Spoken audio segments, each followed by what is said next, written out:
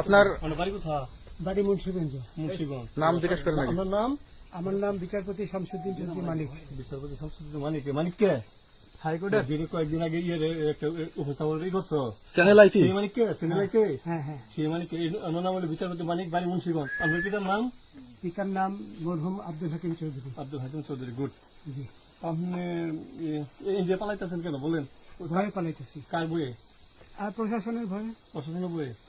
ওই একটা মেয়ে যে বলছিলেন যে ইয়ের বাচ্চা দীপ্তি চৌধুরী। ওইটা আমি খবর চাইছি। এই আমি বলি আপনাকে, আমি এই যে দেখেন, আমি হ্যাঁ ইয়ে রোগী। কিসের? আমি তো কত রুগী নেই, মিডিয়াতে তো খুব সুন্দর। আচ্ছা আচ্ছা শোনেন শাহিন সাহেব, একটু স্লো। আপনার কাছে এই মুহূর্তে এরা যখন ধরছে আমাদের প্রতিনিধি কি কি ছিল সাথে?